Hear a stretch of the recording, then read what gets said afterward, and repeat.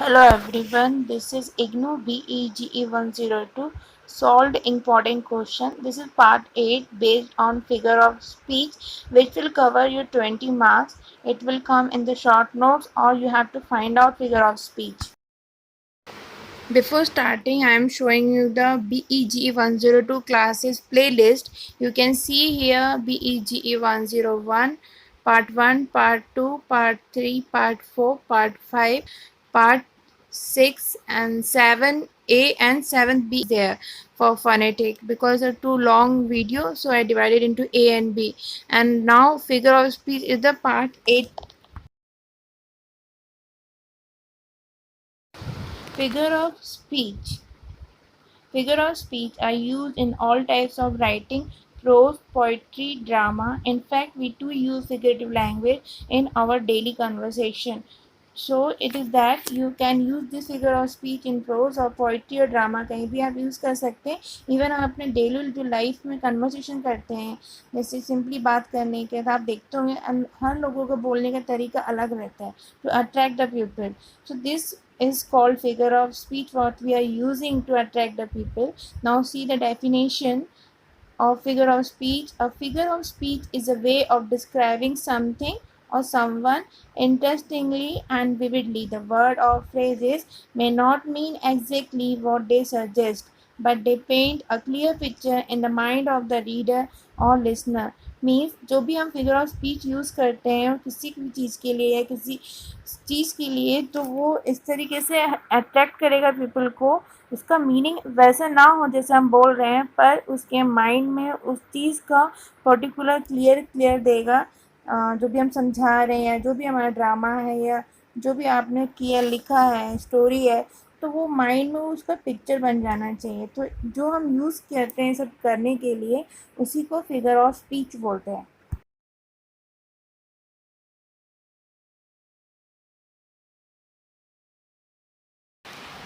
Figure of speech को हिंदी में अलंकार कहते हैं. किसी भी वाक्य को अधिक प्रभावशाली बनाने के लिए फिगर ऑफ स्पीच का प्रयोग किया जाता है. Just to explain I am telling you in Hindi. A figure of speech can be in the form of phrase or a single word. The figure of speech are also known as rhetorical figure. Means figure of speech एक word के form में भी हो सकता है single word या phrase के form में भी हो सकता है. Every language has its figure of speech. हर लैंग्वेज का अलग अलग फिगर ऑफ स्पीच होता है. So in English some common figure of speech simile metaphor image symbol personification metonymy synecdoche apostrophe hyperbole understatement irony ये सब आपके सिलेबस में दिया हुआ है. ये सब कॉमन फिगर ऑफ स्पीच है और ये इसमें से मोस्टली सारे इंपॉर्टेंट हैं जो एज अ शॉर्ट नोट्स भी एग्जाम में पूछे जाते हैं या फिर आपको पैराग्राफ दे दिया जाएगा और आपको फाइंड आउट करना होगा इसमें सिमिली क्या है या मेटाफर क्या है या आपको डिफरेंस पूछा जाएगा out of this. So please see till last this video. First one is simile.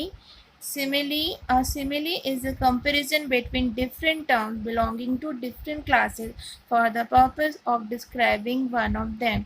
जो सिमिली होता है वो कंपैरिजन होता है बिटवीन डिफरेंट टर्म्स. दो डिफरेंट टर्म्स के बिटवीन में एक कंपैरिजन होता है.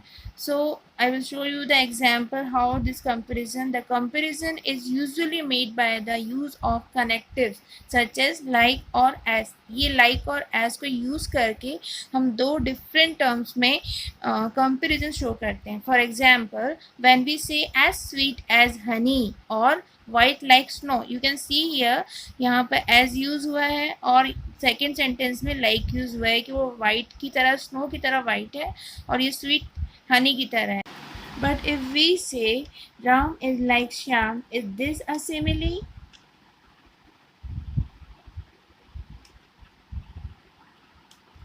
No, this is not a simile because Ram and Shyam belongs to same class, that is male human being. Same हमने सिमिली में क्या होता है डिफरेंट होता है डिफरेंट टर्म्स को यूज़ किया जाता है नॉट सेम टर्म्स. तो राम और श्याम ह्यूमन बींग्स हैं दोनों सेम टर्म से बिलोंग करते हैं. This is not a simile. This example not a simile. Previous one is a simile. Second है metaphor.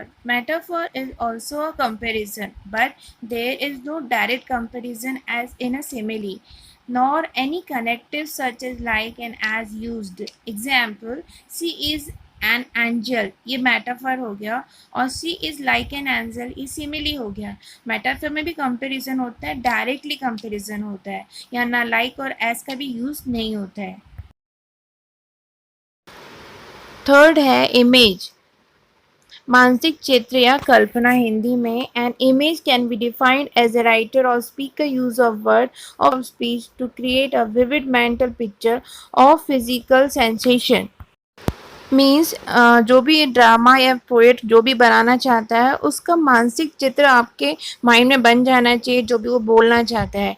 Does an image only refer to the visual. क्या सिर्फ इमेज देखने के लिए ही बनाया जाता है? No. An image can also refer to the sense of taste, smell, touch, and hearing.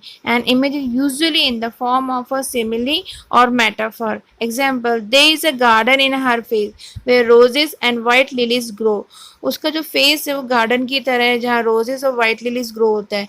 पर उसका एक्चुअल मीनिंग तो वो नहीं है, पर हम एक पिक्चर शो कर रहे हैं कि वो इतनी ब्यूटीफुल है कि उसका फेस जो है वो रोजेस की तरह वाइट लिलीज जैसे ग्रो होते हैं वैसा दिखता है. एक इमेज हम क्रिएट कर रहे हैं लिसनर के माइंड में. देन फोर्थ है आपका symbol. A symbol is something that stand for something else और symbol is defined in the online encyclopedia Britannica as a communication element intend to simply represent or stand for a complex person, object, group और idea. Simple meaning ये है कि एक symbol जो उस चीज़ के लिए पर्टिकुलर यूज़ किया जाता है, हम स्टोरी वगैरह या ड्रामा में यूज़ करते हैं, वो पर्टिकुलर सिंबल उस चीज़ पर्टिकुलर चीज़ के लिए यूज़ होता है. Just I am giving you an example.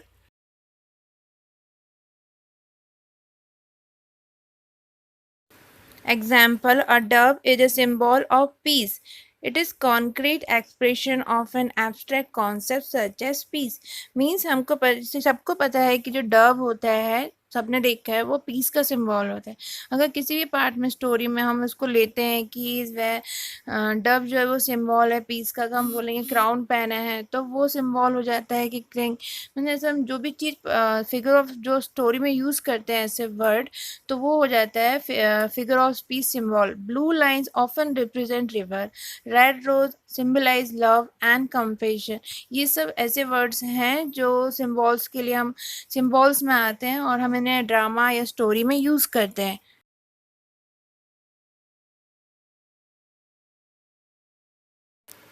Fifth है personification. When non-living thing object described to seem like pupil. In easy language, personification is just giving an example of a living being for a non-living thing. Means हम किसी भी non-living thing को जो drama pros वगैरह में है उसको ऐसा शो करते हैं कि लिविंग बीइंग जैसा एक्टिंग कर रहा है या एक्शन कर रहा है.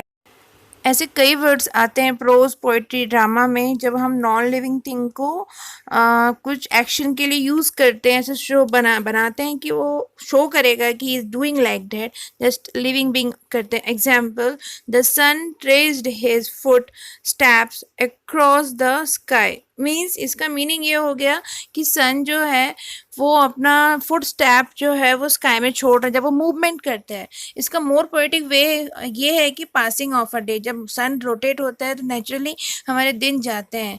तो ये जो लाइन है ये जैसे कई पोएट में यूज़ किया पोएट अपनी पोइट्री में तो इसका मीनिंग ये हो जाता है कि ये डेज जा रहे हैं बट यहाँ पे sun is not an living object but उसको हम शो कर रहे हैं ऐसे कि उसका जो वे हो रहा है कि फुट स्टेप छोड़ रहा है क्रॉस में.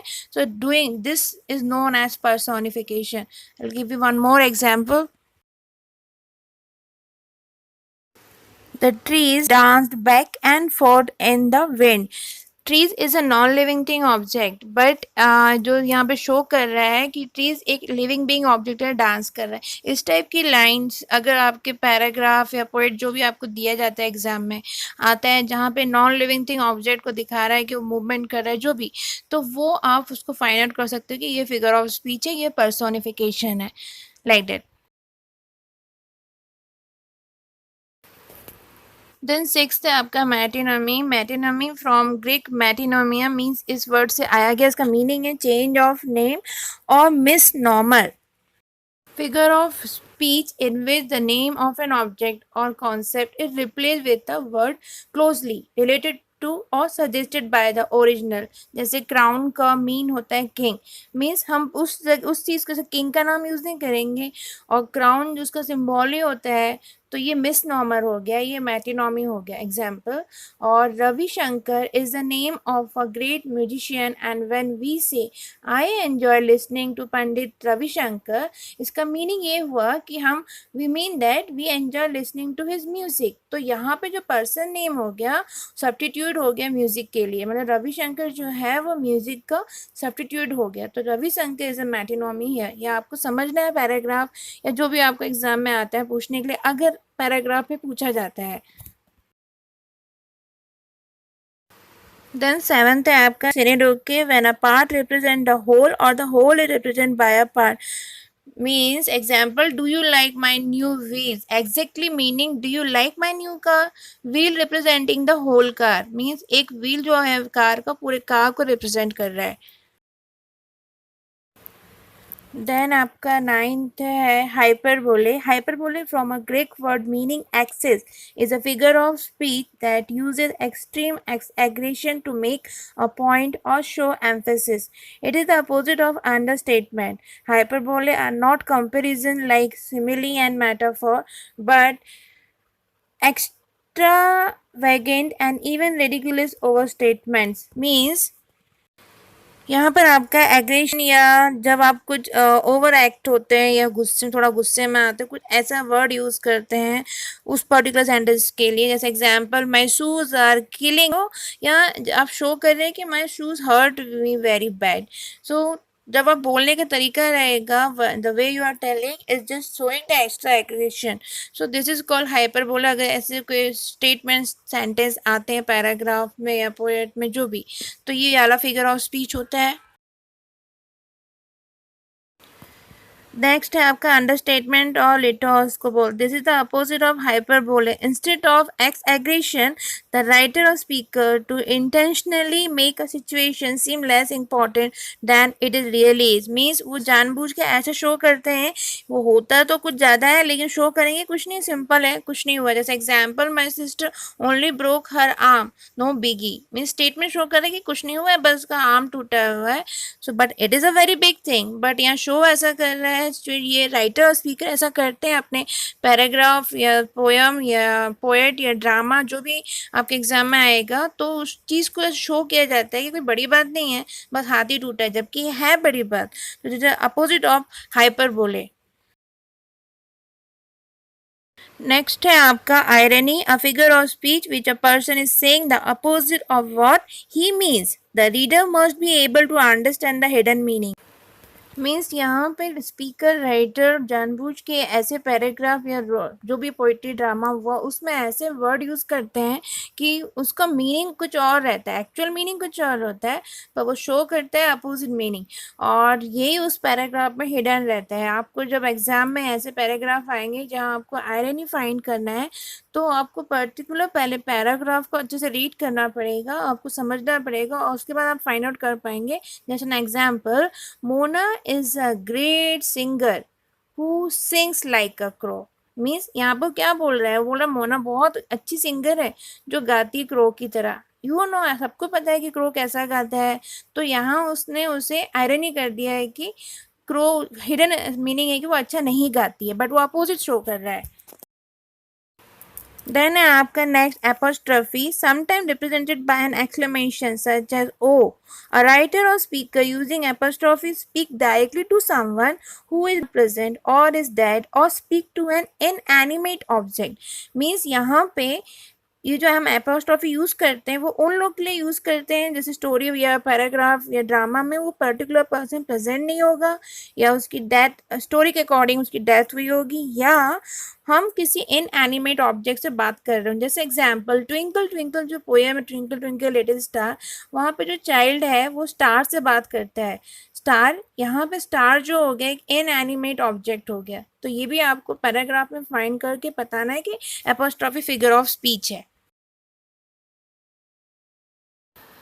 मैं आपको कुछ बताना चाहती हूँ कि before giving example please watch this videos. आपको मेरे चैनल में प्लेलिस्ट इग्नू गाइडलाइन प्लेलिस्ट में मिल जाएगा, ये ज़रूर देखिएगा। इससे आपका बहुत आपको हेल्प होगी अच्छे मार्क्स गेन करने के लिए। ये दो जो वीडियोस के स्क्रीनशॉट मैंने दिए हैं, तो ये आपको इग्नू गाइडलाइन प्लेलिस्ट में मिलेगा, एंड स्क्रीन में मिल जाएगा। ये जो है जो सब्जेक्ट बीजी चूज़ करते हैं बिफोर टेकिंग एडमिशन, आप ये वीडियो देखिएगा। और ये भी जो मैंने यहाँ स्क्रीनशॉट दिए हैं, ये सारे वीडियो आपके लिए इम्पॉर्टेंट है। So please see this video are available in IGNOU guideline videos, you can see there. And एक और चीज़ मैं आपको बताना चाहती हूँ,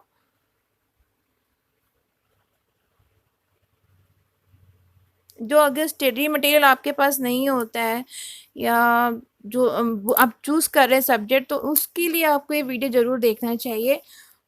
और जो बीजी पूछते हैं कि कौन सा बीजी इजी है टफ है, उनके लिए बीजी वाला वीडियो देखना ज़रूरी है। अगर आप एग्ज़ाम देने से पहले या एडमिशन फॉर्म फिलअप करने के पहले इसे ज़रूर देखिएगा।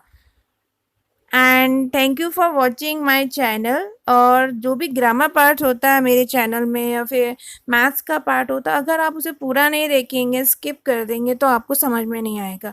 और जो इसका बाकी पार्ट है उसे भी आप देखिएगा।